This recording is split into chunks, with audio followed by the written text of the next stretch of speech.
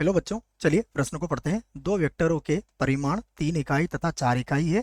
उनके बीच का कोण कितना होना चाहिए ताकि उनके परिणामी का परिमाण 7 इकाई हो। तो ये हमें ज्ञात करना है। प्रश्न को हल करने से पहले हम प्रश्न के लिए मुख्य अवधारणा लिखेंगे। तो प्रश्न के लिए मुख्य अवधारणा, जिसकी सहायता से बच्चों हम इस प्रश्न को हल करेंगे। मुख्य अवधारणा में हम एक सूत्र लिखने वाले हैं। यदि हमें दो सदिश दिए जाते हैं, मान लीजिए दो सदिश हमारे पास ए सदिश और बी सदिश है, तो इनका जो परिणामी होगा वो इनके योगफल के बराबर आ जाएगा। और इसका अगर परिमाण ज्ञात करना है बच्चों, तो इसके लिए आप सीधा ये सूत्र याद रख सकते हैं।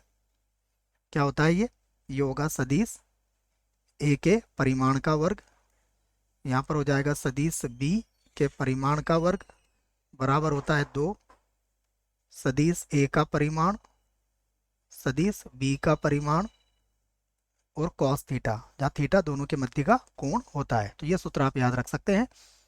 अब हम इस प्रश्न को यहाँ से हल करते हैं। तो हल करने के लिए पहले हम दो सदिशों को मान लेते हैं, ठीक है, सुविधा के लिए। तो माना दो सदिश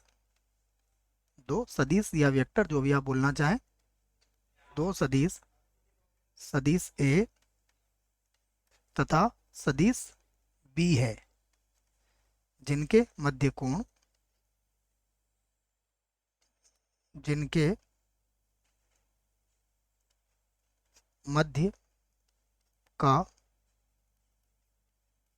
कोण थीटा है, थीटा है, ये हमने मान लिया है। तब अब देखिए, अब हमें प्रश्न में क्या क्या दिया गया है। सबसे पहले सदिश ए का परिमाण कितना दिया गया है, ये दिया गया है 3 इकाई। उसके बाद अगर आप देखें तो सदिश बी हमने दूसरे सदिश को माना है, तो इसका परिमाण हमें दिया गया है 4 इकाई। एक और बात दी गई है, दोनों का परिणामी का परिमाण, तो ये हो जाएगा सदिश ए प्लस सदिश बी का परिमाण क्या हो जाएगा 7 इकाई। ठीक है, तो अब हम प्रश्न को यहाँ से लिख सकते हैं कि हम जानते हैं। मैं लिख देता हूँ कि हम जानते हैं, हम जानते हैं। क्या जानते हैं बच्चों? यही सूत्र जो हमने मुख्य अवधारणा में लिखा है। सदिश ए सदिश बी के योगफल का परिमाण बराबर क्या होता है, पूरा लिख देते हैं हम, फिर मान रख देंगे। ये हो जाएगा सदिश ए के परिमाण का वर्ग सदिश बी के परिमाण का वर्ग बराबर 2 सदिश ए का परिमाण, यहाँ पर आ जाएगा सदिश बी का परिमाण और कॉस थीटा। ठीक है, तो देखो ये हमें कितना दिया गया है प्रश्न में, ये हमें दिया गया है 7, और वर्गमूल के अंदर वही लिख लेंगे जो जो हमें दिया गया है।